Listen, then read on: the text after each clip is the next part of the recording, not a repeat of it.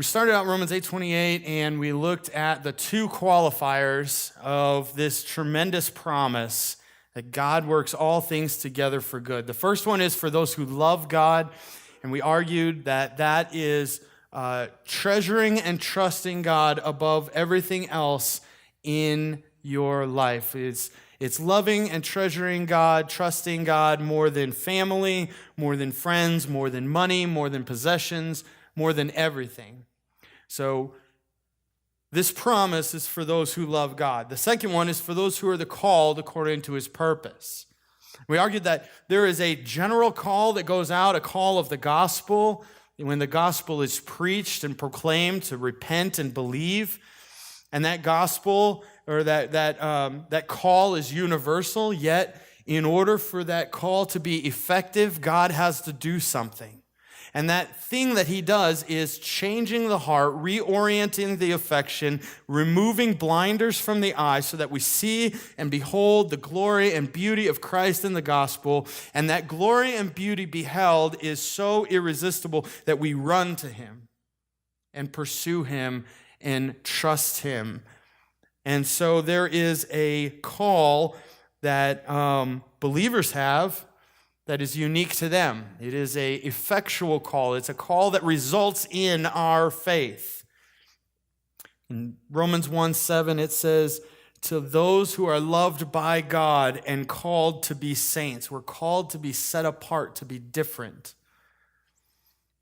And this morning, we're going to finally finish up Romans 8:28 with that tremendous promise. Now, the reason that I've been spending 3 sermons in Romans 8:28 is I'm not unaware that this is a long time to linger on one verse. Okay, this wasn't like it wasn't like I just woke up today and was like, oh my goodness, it's been 3 Sundays and one verse. Like, this was intentional, and here's why: because I believe that an ounce of prevention is worth a pound of cure.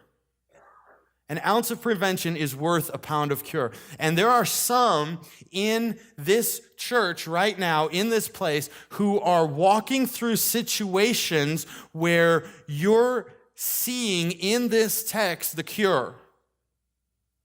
And there are others who, if you're honest, life is pretty good right now. And that ounce of prevention is worth the pound of cure. The time to determine what we believe about God and his power and his plan and his sovereignty and him working all things together for good and what it means to love God and what it means to be called according to his purpose is not when you are walking through the difficult situations in life that tempt you to doubt God.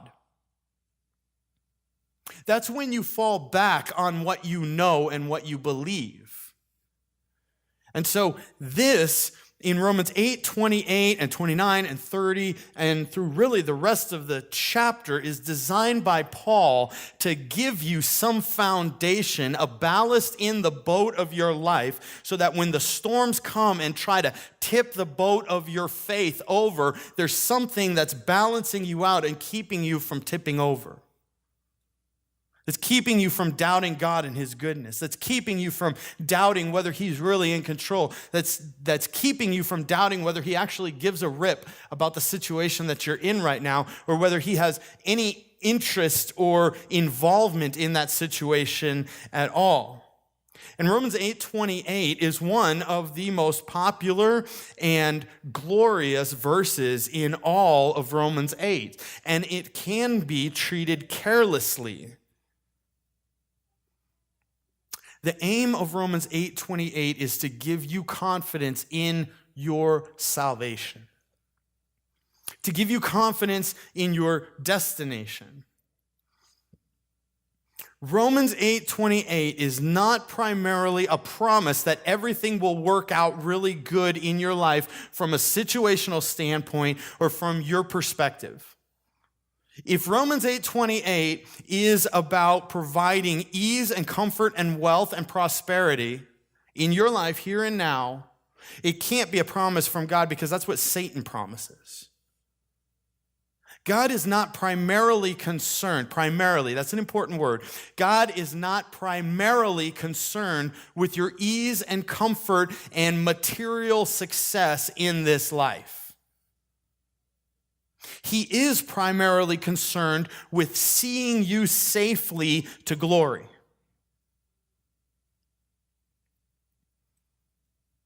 And I've heard, as much as I love Romans 8:28, I've heard it twisted to be about, I'll get comfortable things. God's working this financially desperate situation to where I'm going to be financially successful. What if you're not? Okay, listen, seriously. What if your life is characterized by difficulty and poverty and persecution and broken relationships for the rest of your mortal existence? Does your confidence in this verse then fall apart? God is concerned about something much deeper than that. God is working toward some greater good than that. We know that for those who love God, all things work together for good, for those who are the called according to his purpose. And I just want to say on the front end, the good that he is working toward might not be seen in this life in the form of material possessions or successful relationships or ease and comfort in life. Let me give you an example. If you read through the Psalms, what you're going to see over and over again is David going to the Lord and saying, Lord, my enemies are prospering. Things are going well for them. They seem to have it all together. Why are you blessing these people? They are against me. They are against you. How can the wicked prosper? And if you make Romans 8:28 about that, if you make Romans 8:28 against material prosperity and physical comfort and mortal existence, the whole thing falls apart. Because if you don't get it, then God's not working for your good. And he's a liar. That's why Martin Luther can write a song that said, let goods and kindred go, this mortal life also. The body they may kill, God's truth abideth still. He will reign forever. Because the good that he is working toward, that he will accomplish, that is sure, is not primarily about here and now.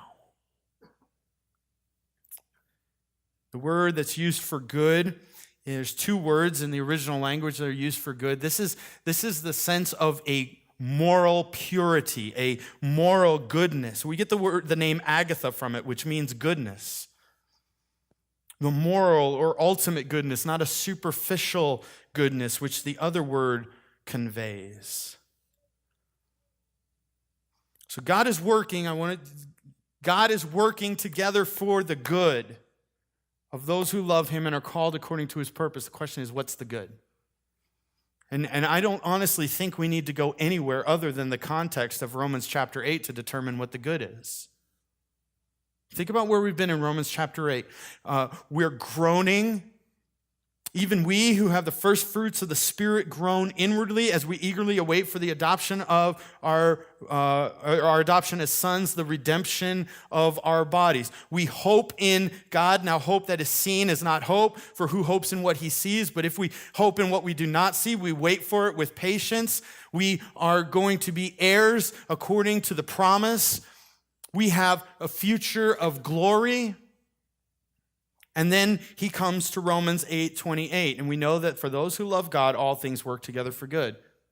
In the midst of your groaning, in the midst of your sorrow, in the midst of your suffering, in the midst of all of those calamities in your life, God is doing something. He's working together for your good to bring about those promises that he's already mentioned in Romans, to bring those to fruition. And then he goes on in verse 29 and says, for those whom he foreknew, he predestined to be conformed to the image of his Son.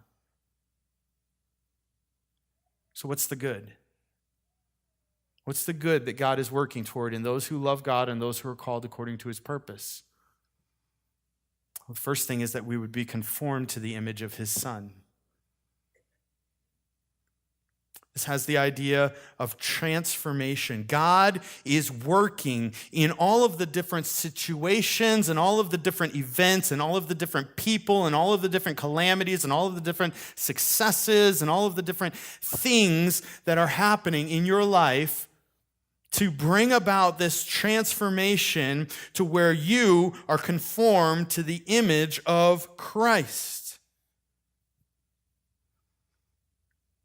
When the Bible talks about transformation, it can talk about it in two different ways. The first one is moral transformation. So 2 Corinthians 3:18, we all with unveiled faces are beholding the glory of God and being transformed into the same image from one degree of glory to another. That's moral transformation. That's we gaze upon the beauty and glory and majesty of Christ, and in beholding, we're changed in how we live and how our affections are oriented and how we act and live in our lives. I've used this illustration before, but when I was a kid, I wanted to be like Cal Ripken Jr. The dude was an insane shortstop. Better than Derek Jeter. So he was fantastic. I loved watching him play. It was beautiful. And so I watched him play, and I wanted to be like him because what I saw was beauty on the field. Shortstop's a really hard position to play, and he played it with such seeming ease. I just wanted to be like him. I wanted to play with that kind of beauty. And so as I beheld him, as I looked at him, as I gazed upon him, as I watched him play the game, I started seeing different things, and I wanted to be like him. And so what I noticed started happening is I started to play more like Cal Ripken Jr. Now, obviously, since I am here, I didn't play as well as Cal Ripken Jr., but I started to play more like Cal Ripken Jr. My mannerisms started to mimic his. The way I thought about baseball started to reflect more of the way he played baseball. I was being transformed, being changed. That's the one sense that the Bible uses. It's with this moral transformation. The second one is an eschatological, big word, don't worry about it, or an ultimate transformation. An ultimate transformation. That's like 1 Corinthians 15:49. 1 Corinthians 15:49 says this, just as we have borne the image of the man of dust, that's Adam, we shall also bear the image of the man from heaven. In other words, the context is Paul's talking about the resurrection. Just as we are Adam-like now in our flesh, we're going to be Jesus-like when we're resurrected. He was raised from the grave, has an immortal body, imperishable, not sown with perishable seed, but with imperishable seed. And we one day will be like that. We will be changed, transformed to be like Jesus.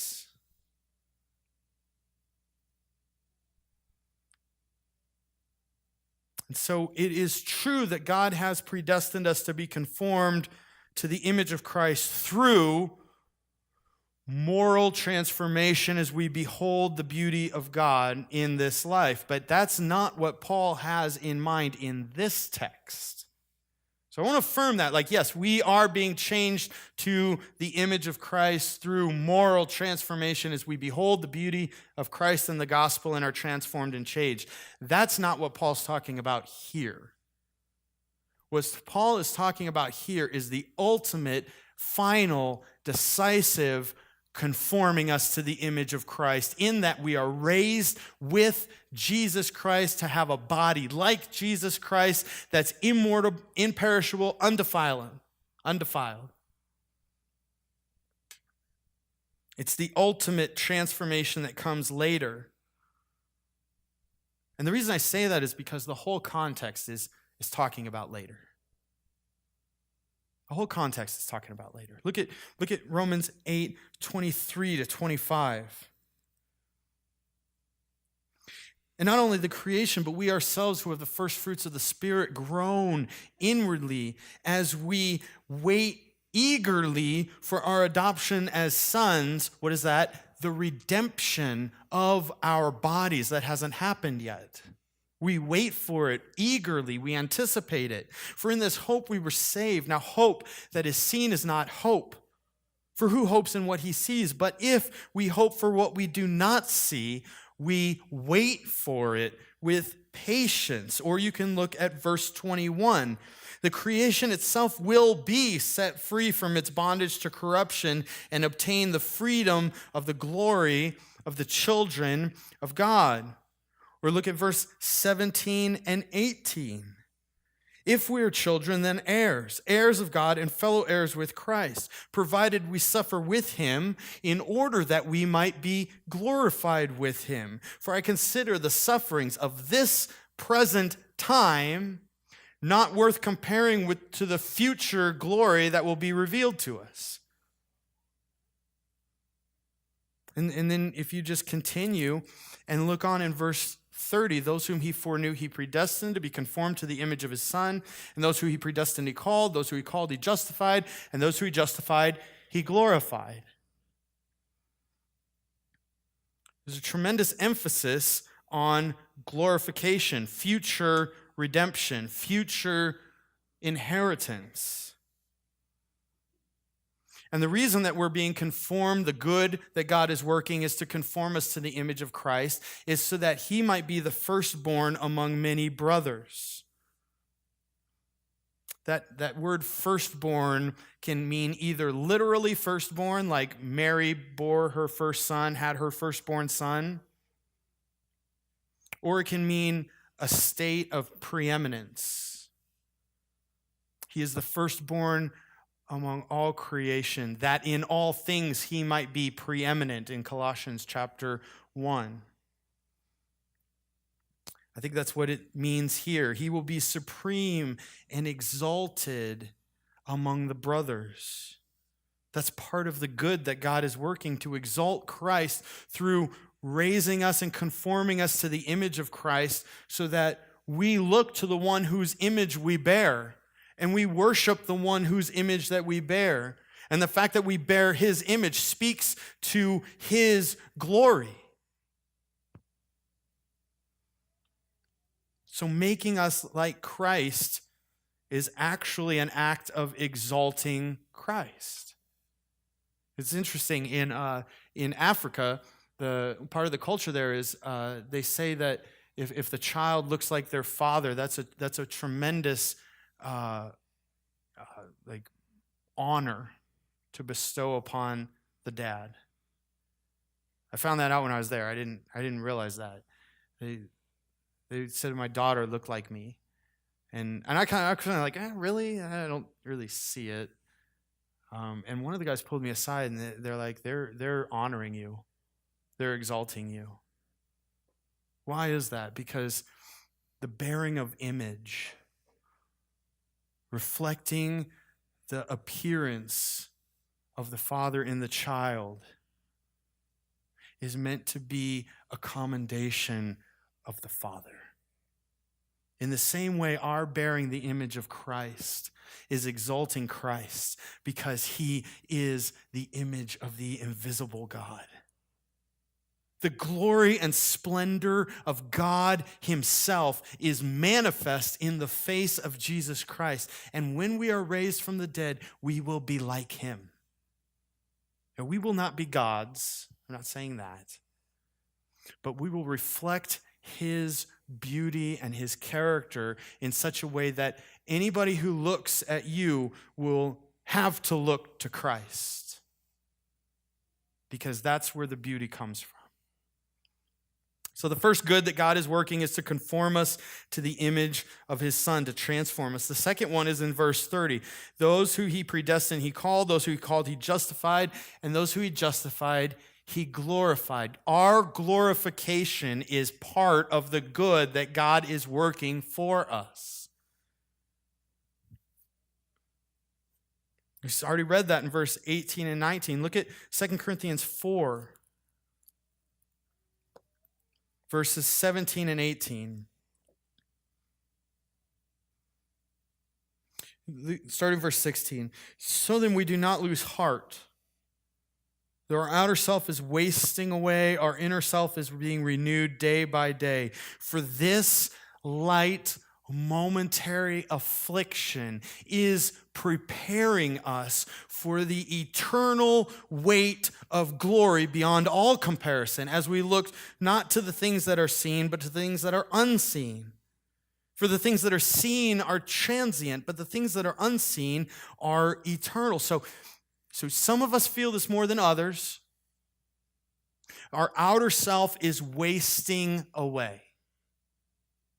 It's deteriorating, it's decaying, it's falling apart. It's got backaches and knee aches and joints and hair loss and hair gain in other areas where you don't want it. And all sorts of different things that are happening in our bodies because of its decay, where we are falling apart.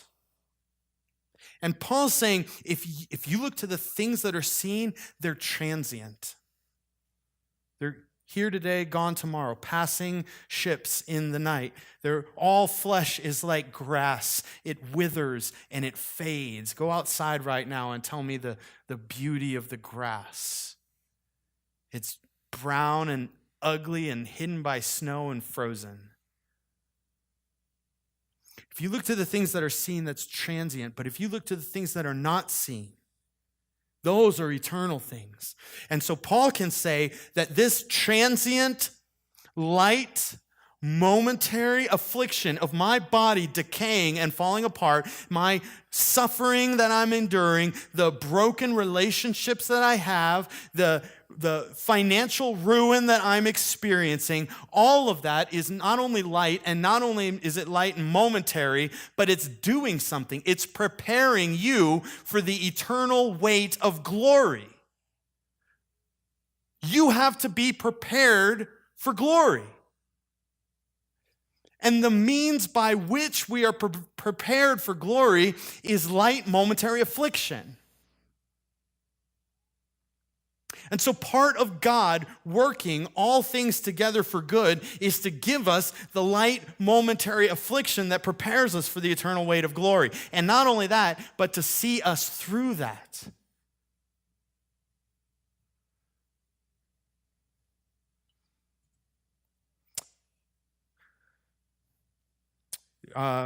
C.S. Lewis wrote a sermon called The Weight of Glory, which I highly recommend. I had printed out some excerpts that I wanted to read you, but as many of you may know, I don't do well with details, and it's sitting in the printer right now. And I didn't realize that until just now. So I'll try to do this from memory. C.S. Lewis says that we are half-hearted creatures. He says, I think that God finds our affections not too great, but too small. We're half-hearted creatures, fooling around and being satisfied with drink and sex and ambition, when infinite greater joy is to be found. We are far too easily pleased. We are like children that are content playing with mud pies in a slum because we can't imagine a holiday at sea. If you could see glory, if you could see what glory would be like, you would see that everything in this life is like playing with garbage. It's like dumpster diving. Why is it, do you think, that the Bible doesn't go to great lengths to explain what glory will be like? Well, I think it's because no words can adequately express it. All we know is it's weighty, and we're prepared for it through affliction. And if you are hoping in this life, if you're hoping in this world, part of the good that God is doing is stripping that all away. Part of the good that God is doing is causing you to look to eternity, to look to glory. C.S. Lewis also says that in glory, there's two senses of it. The first one is commendation. So Matthew chapter 25, 23, well done, good and faithful servant. Right? There's a commendation, a delighting over. Part of our glory is that God is going to delight over us for eternity, that we will be honored. Imagine going and standing before the creator of the universe and having him say, well done. Good job. Like you thought affirmation and accolades from your parents was something? or from your boss. This is a whole nother level, man. That's the glory that we have if we love God and are called according to his purpose. And that's the glory that God is working toward. So in all of our situations, God is working in such a way that he can say, well done, good and faithful servant. So the first one is commendation. The second one that C.S. Lewis talks about is shining. So go over to Matthew chapter 13. Matthew chapter 13, verse 43. It's one of those ones that we just sort of like glaze over. Matthew 13, verse 43. Then the righteous, that's another way of saying those of faith, the children of God, those who love God and are called according to his purpose, the righteous will shine like the sun in the kingdom of the Father.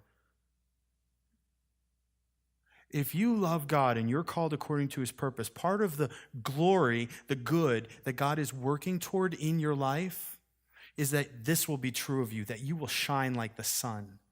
Like, go outside on a sunny day and look at the sun. How bright is it? Can you look at it? You can, but then you go blind. It's just massively bright. And the Bible says that you and I, if we're in Jesus Christ, are going to shine like that, which means that you and I are going to need new eyes to behold it. I got to have new eyes to look at you, because I can't look at the sun right now. I've got to have glorified, perfect eyes to even look at you, much less Jesus. And you and I will shine like the sun because the glory, the radiance of Christ will be reflecting off of us. We will be participating in that glory. So the good that God is working is that we would be conformed to the image of Christ ultimately, and that we would be glorified ultimately, and he is tirelessly, endlessly working to bring that about. And how does he do that? We know that God works all things together for good, all things. He is doing that in every situation in your life. Everything that you face, everything in your life is working toward that great end. Every sickness, divorce, death, birth, disability, loss, hardship, unemployment, promotion, victory, defeat, prosperity, poverty, everything. God is working all things together toward that great good of you being conformed to the image of Christ and you being glorified.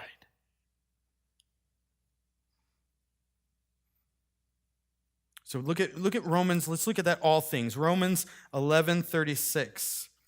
Go to Romans 11:36. Toward the end of the book of Romans. Romans 11:36.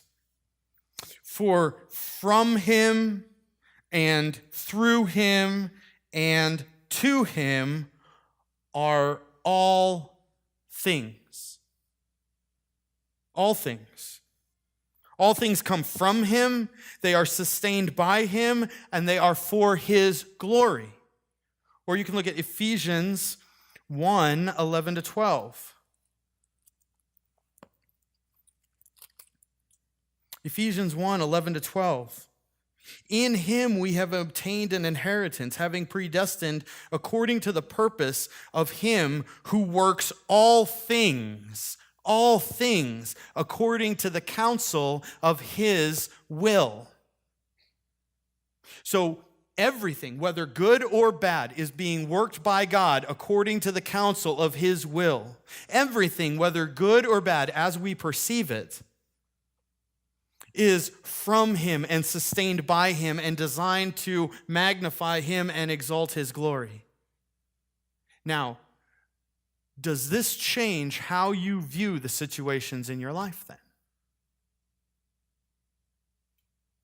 Does this change the loss of a child? Does this change a loss of a parent? Does this change how we view not getting a promotion or getting in a car wreck and not being able to afford to fix it? Does this change how we view all things that happen in our life? If those verses are true, if God works everything according to the counsel of his will, and all things are from him and through him and to him, then that means that those things are good gifts overseen by a sovereign God, designed to work together for our ultimate good of becoming like Christ and being glorified.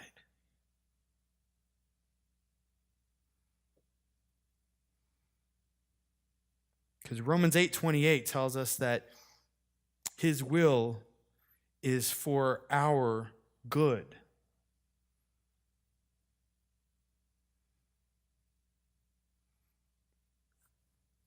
God's good and his glory are tied together, or our good and God's glory are tied together.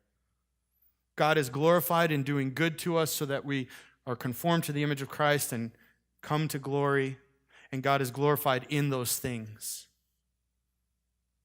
And those things are for our good. So as we go through life and we have situations that come up that don't go according to our plan, how quick are we to go, why are you doing this to me? How could you let this happen? I would argue that he didn't let that happen. He gave it to you. It's a good gift. All things are yours, whether Paul or Cephas or life or death in 1 Corinthians. Death is yours. Death is given to you by God. Death is a gift, and we might not see it that way. But I think that just shows us how much our perception of the world has been painted by the culture and the world.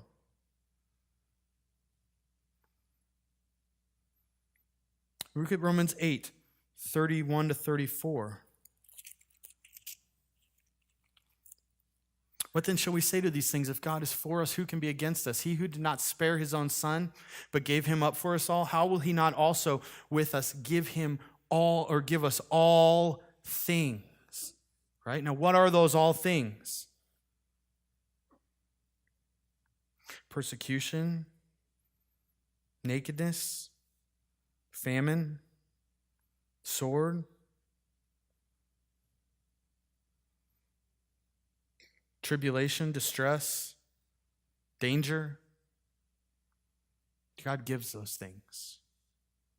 And they're good gifts designed to bring us to glory. They're designed for our good, and we don't like it. Like, look, this is not a hard concept to grasp if you've been a parent. How often do you do things that are for your child's good that they don't like? Go to bed. I don't want to. Like they're melting. Like, no, I'm giving you sleep for your good. I don't want it. Who's the father? Who's the wise father and who's the child in this scenario? Kidney failure was a good gift. It was not a happenstance. It wasn't an accident. It was a gift. It was God working together for my good and for his glory. And that frees me to live differently. When we have that kind of perspective, that frees us to endure suffering with praise. That frees us to walk through difficulty with faith. That frees us to see there is a big, wise, powerful God that is for me. And he gave me this for my good, for his glory. So I'm going to walk through this in faith. I'm not going to gripe. I'm not going to whine. I'm not going to complain. I'm not going to sit there and say, well, I would do it differently if I were God. Well, thank God you're not God. How much of a mess would we make of the universe if we were God? He's God. We're not. We receive in faith that in every situation, he is working for our good. Because we're his. Because we're children. because we're loved with the same love that he has for Jesus Christ. And he withholds no good thing from his children. Even sickness and disease and famine and disability and death.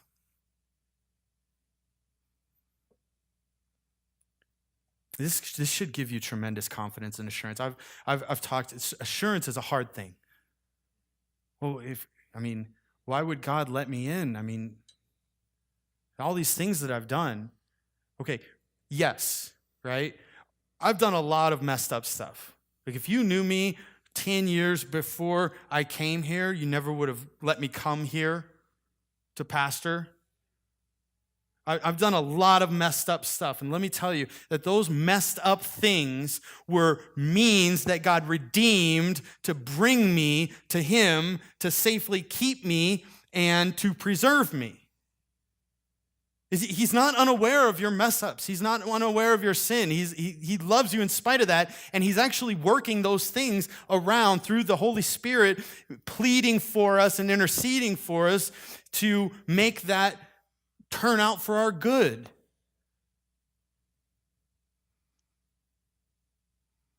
Your failures don't keep God from keeping his promises. And he promises this. So now we know how we can rejoice because everything is working for our good. And that results in Philippians 4:13 rightly applied. I know what it is to have much. I know what it is to have little. I can be content in any and every situation. I can do that through Christ who strengthens me. I can be content with my child dying. I can be content with losing my job. I can be content with a promotion. I can be content with having another kid. I can be content with a car that works. I can be content with a car that doesn't because I know that God is working on my behalf. That this situation is not outside of his sovereign hand and that he is doing something in this that has eternal ramifications for me and for the rest of his children. And so I can rejoice. When things don't go my way, I can rejoice. And the promise here is based on God's ability.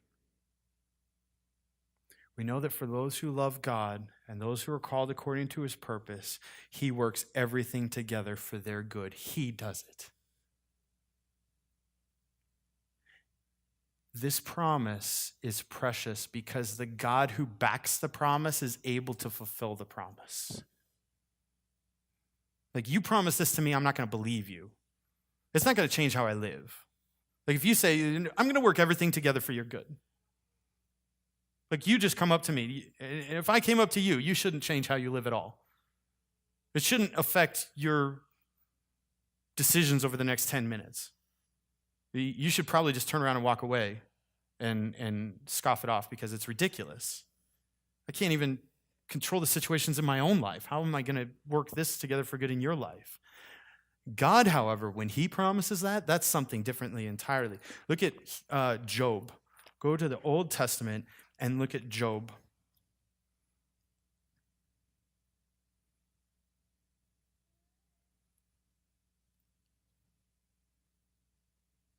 Job 42. The last chapter. Job answered the Lord and said, I know that you can do all things, and that no purpose of yours can be thwarted. You know, Isaiah 14:24.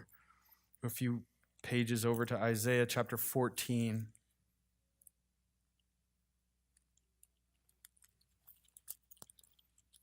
Verse 24, and the Lord of hosts has sworn, as I have planned, so it shall be, and as I have purposed, so shall it stand.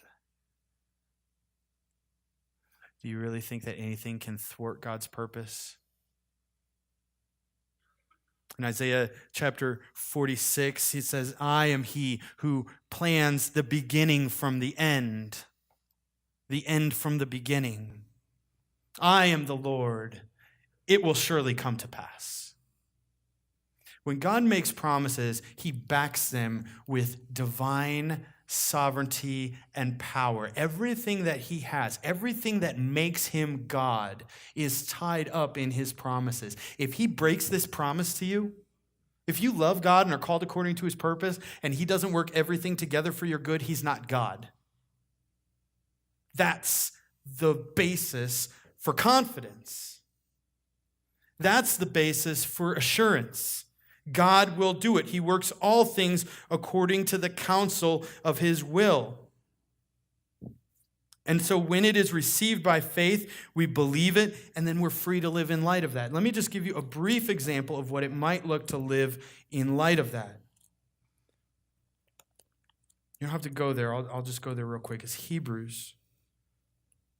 Hebrews chapter 10, verse 34. There's people in prison. And this is what it says. For you had compassion on those in prison, and you joyfully accepted the plundering of your property, since you knew that you yourselves had a better possession and an abiding one. So there's people in prison, they're Christians. If I go to prison and identify with them, I lose everything. If I go, they didn't have a food system in prison. The only food that you got was food that people from the outside brought you. So do I risk my life to go feed another Christian that's in prison that will starve if nobody else comes forward, knowing that if I go to the prison and I feed this person, I'm identified as a Christian and my house gets burned? Or to put it in modern terms, my car gets repossessed, my house gets destroyed, and my children get taken away from me. Do I go?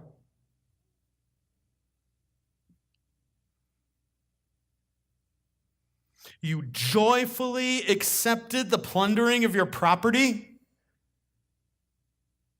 Like, we're Americans. We don't do that. We got personal property. You don't touch my stuff, man. Let alone joyfully accepting. Joyfully. How do you do that? How does somebody come into your house? Like, what do you have that's most valuable to you in your house? Like a heirloom that your grandma passed down to your mom, that got passed down to you, and somebody burns it right in front of your face, or stomps it, or crushes it. They take the thing that you're holding for your daughter for her wedding day and rip it apart right in front of your face. They take the car that you're so proud of and graffiti it and tear the engine out. And you're joyful. How? Because I have better possessions. Abiding possessions, eternal possessions. I have glory that is promised to me. And it's promised by a God who's able to deliver. And so I will joyfully accept whatever this world throws at me, because I know that God is working all things together for my good and will bring me safely to glory. This is transformational. This changes how we endure. This changes how we walk. This changes how we live. The giver always gets the glory. God is glorifying himself by working all things together for our good. So do you trust that? Do you believe that? Do you trust in his goodness, that his goodness causes him to work all things together for your good, and that the good he is working is really good?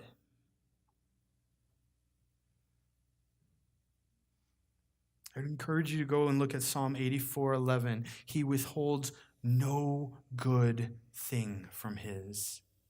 Memorize that. When things go to crap in your life, preach that to yourself. This is good, because my God doesn't withhold good things from me, and he's given this to me, and I'm going to embrace it, because it's a means by which I can trust and be satisfied in and treasure God more.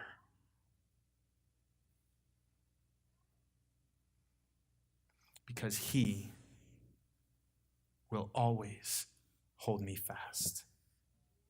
He will keep me. And he withholds no good thing from me. So my prayer this morning is that we would live radical lives in light of that. That an ounce of prevention is worth a pound of cure. Like, get this now. Work through this now. Don't wait until you get the call that your child's been in an accident and is on life support in the hospital. Don't wait until you get the call that your company is downsizing and you don't have a job anymore. Don't wait until you find out that the spouse who you've been married to for 20 years has cheated on you. Don't wait till that point. Figure it out now. Because this will change how we walk through those things. Let's pray.